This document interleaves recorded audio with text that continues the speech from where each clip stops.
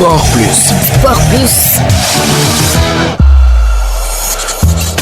Bonjour et bienvenue dans votre rubrique sportive Sport Plus. Nous démarrons par la CAN féminine 2026 au Maroc. Le Sénégal s'est incliné face à l'Algérie pour son entrée en matière à la CAN 2026. L'Algérie a dominé le Sénégal sous le score de 2-0 pour lancer sa campagne et prendre provisoirement les commandes du groupe A avant d'affronter contre le Maroc pour le compte de la seconde journée. Avec ce score de 2-0, l'Algérie lance ainsi parfaitement sa CAN féminine et se hisse en tête du groupe A en attendant le résultat du match Maroc-Kenya. Les joueuses de Farid Ben Stiti affronteront prochainement leur hôtesse marocaine le 30 juillet en vue de décrocher d'ores et déjà le billet pour les quarts de finale. De son côté, le Sénégal devra corriger le tir face aux Kenyans de peur d'élimination dès le premier tour. Match prévu le 30 juillet. Autre chose de l'actualité sportive, à moins de 100 jours des Jeux Olympiques de la jeunesse, le président Bassirou Diomaye Faye a réceptionné samedi deux ouvrages majeurs du dispositif Dakar 2026. Il s'agit de la piscine olympique de complexe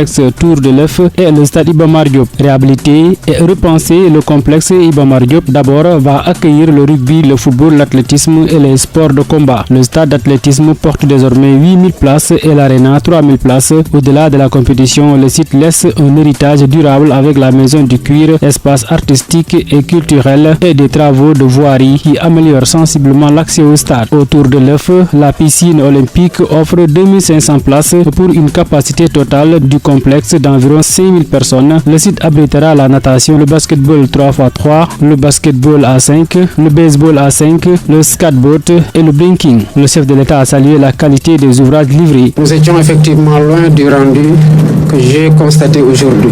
Et l'écart entre la situation que j'avais trouvée lors de ma dernière visite et aujourd'hui rend compte d'un engagement fort de l'ensemble des équipes qui avaient en charge de délivrer dans les délais convenus. Je ne peux que dire aujourd'hui sur les deux sites que j'ai visités ma satisfaction totale sur le fait que nous ayons réussi à finaliser dans les délais, mais aussi saluer l'engagement de l'ensemble des équipes et le sens du patriotisme qui leur a fait décupler les efforts qui étaient attendus de leur part pour que le Sénégal puisse relever ce défi au nom de l'Afrique. Nous avons dit que c'est l'Afrique qui accueille et nous tenons à ce que l'Afrique accueille dans les conditions les plus optimales.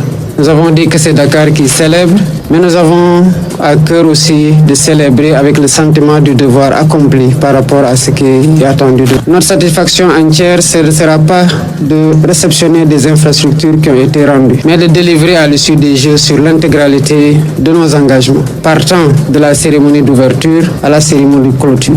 Ce satisfait que je délivre ici concerne uniquement la réception des ouvrages que j'ai visés aujourd'hui. Je sais qu'il y a encore d'autres défis et je demeure particulièrement exigeant sur l'ensemble parce qu'on ne saurait réussir partiellement. On réussira quand nous serons notés en point positif sur l'ensemble de nos engagements relativement au cahier des charges dont nous avons convenu avec le CIO. Il a également appelé l'attention sur les défis qui restent à relever, au premier rang desquels l'organisation de cet événement que le Sénégal accueille en octobre prochain.